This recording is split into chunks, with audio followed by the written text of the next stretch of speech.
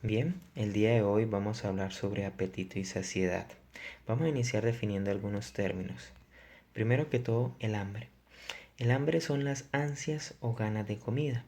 Es muy parecido y muy similar al craving de las adicciones, que es esa necesidad de consumir. En este caso sería de consumir alimento.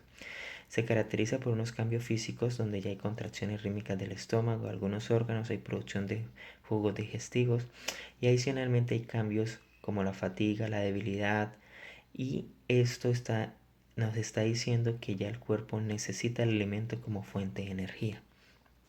El apetito es un deseo de un alimento o un tipo de comida en específica. En cambio, en el hambre, usted necesita comer. Es una necesidad ya. En el apetito es un deseo por un tipo de comida en especial, simplemente. Ahora, el apetito puede ser educado. ¿Qué quiere decir eso? No todos vamos a escoger el mismo tipo de alimento. Por eso es que cuando los niños van creciendo, uno les puede educar esa parte del apetito para que ellos pudieran escoger un tipo de alimento saludable y no por el contrario, por ejemplo, quieran consumir productos de paquete, productos procesados, eh, en lugar de, por ejemplo, una fruta, un alimento preparado en casa que pronto sea más nutritivo y más saludable. La saciedad, por el contrario, es simplemente esa sensación de plenitud, de satisfacción que se produce después de haber comido. Ahora, en el control del apetito y la saciedad participan muchos factores. Uno de ellos son los factores ambientales. Es muy diferente vivir en un clima caliente en un clima frío. En uno se va a tener menos apetito que en el otro porque obviamente el gasto energético es diferente. Hay más gasto energético en aquellos lugares donde son muy fríos versus aquellos que son calientes. Adicionalmente, hay algunos factores culturales. ¿Esos cuáles son? Cada uno de nosotros comemos muy diferente dependiendo del lugar donde nacimos, de la cultura, de lo que nos enseñaron nosotros que por ejemplo debía tener un desayuno, un almuerzo, una comida, cuántas comidas al día, etcétera. Todos aprendimos a comer así, a nadie nos enseñaron a comer por salud. También hay algunos aspectos psicológicos y conductuales. Es muy diferente de pronto estar bajo un estado de ansiedad donde me den ganas de comer, de picar cada rato. Es muy diferente, por ejemplo, un estado de depresión donde la persona puede estar en dos extremos o hay un aumento del apetito o por el contrario lo pierde completamente.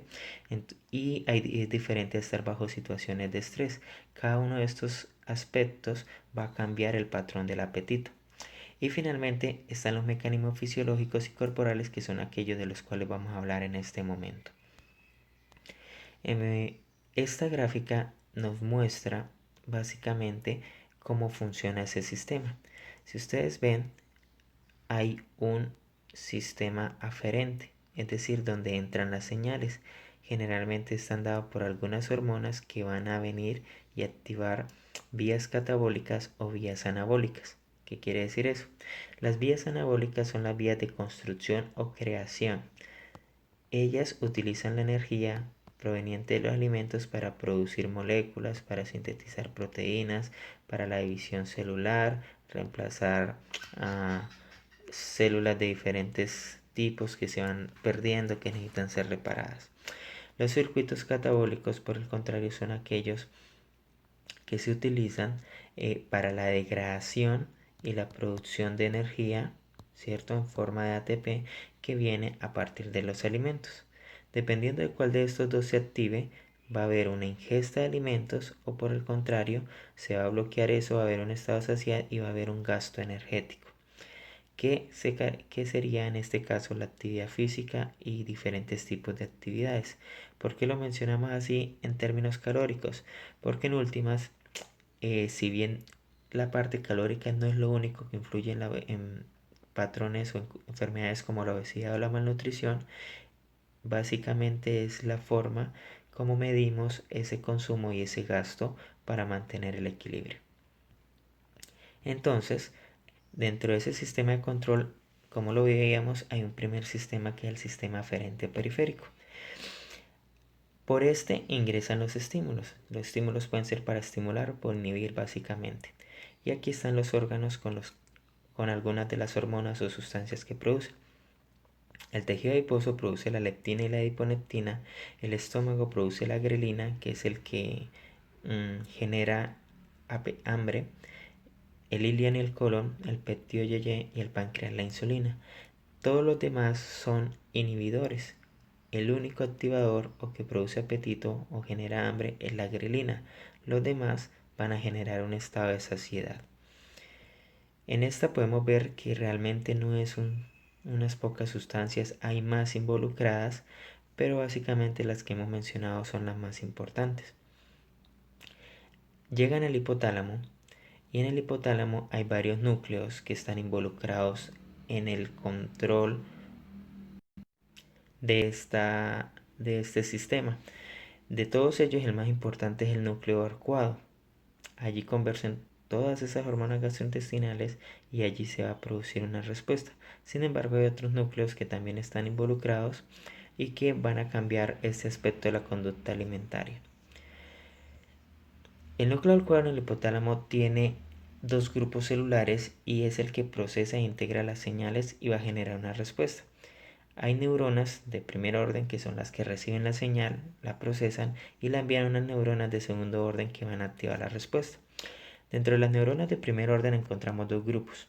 El primer grupo, que es el PONCAR de la propia melanocortina, ellas cuando son estimuladas, van a producir una respuesta que tiene que ver con el gasto de energía y la pérdida de peso, es decir, van a bloquear también la ingesta de alimento. Por el contrario, el grupo 2, que es el de el AGRP, NPY, o sea, neuropéptido Y y péptido relacionado con el agouti, ellos promueven la ingesta de comida y la ganancia de peso. Una vez se activa uno de estos dos grupos, nunca los dos, uno de los dos, envían la señal a unas neuronas de segundo orden que van a comunicar la respuesta a los diferentes órganos involucrados en cada proceso, dependiendo de cuál se haya activado. Aquí tenemos más o menos una idea gráfica. Como ustedes pueden ver, la grelina es activar y genera aumento del apetito o genera estado de hambre. Si ustedes miran, llega el primer grupo, que es el péptido relacionado con el agouti. Él interaccionan entre estos dos grupos y bloquea la otra respuesta. ¿Para qué? Para que ella se active y por lo tanto genere un aumento en la ingesta de comida y las comunica a las neuronas de segundo orden para que haya ingesta de comida. Por el contrario, cuando llegan las otras hormonas, ellas van a activar las neuronas de primer orden del grupo de la propia melanocortina. A su vez, cuando ellas están activas, van a bloquear las otras del grupo que favorece la ingesta de comida y entonces estas van a estimular las neuronas de segundo orden para que den una respuesta y ya no tiene que ver con la ingesta de comida, sino van a activar otros núcleos, otras neuronas que tienen que ver con la actividad simpática y el gasto de energía. Adicionalmente, este proceso termina precisamente en esas dos cosas. O hay una ingesta de comida, acuérdese que la ingesta de comida a través de la energía almacenada en los enlaces químicos, nosotros la hacemos equivalente a la ingesta de calorías. Básicamente, los carbohidratos y las grasas van a ser fuente de energía.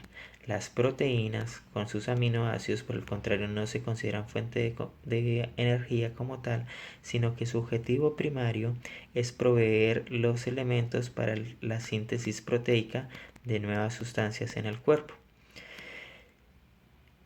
En estados ya de enfermedad, entonces la síntesis proteica puede ya no darse, sino que el cuerpo va a degradar las proteínas para utilizar esos aminoácidos para producir energía, pero ese no es el objetivo primario de las proteínas. Cuando hablamos del consumo de energía, hablamos de gasto, y es que toda actividad que nosotros realicemos, desde las más básicas como la respiración, la función cardíaca, y de ahí en adelante pues las que tienen que ver de pronto con nuestro trabajo o cualquier otra cosa, van a producir un consumo de energía porque va a haber contracción, va a haber cambios que tienen que ver con estímulo de tejido excitable, como son el tejido nervioso, el tejido cardíaco, entre otros. Y acá, en este gráfico, nuevamente vemos cómo la interacción entre los dos grupos con las neuronas de primer orden, dependiendo de su circuito catabólico o anabólico, y las neuronas de segundo orden, acá, que van a comunicar la respuesta. ¿Cómo se lleva a cabo los mecanismos de control?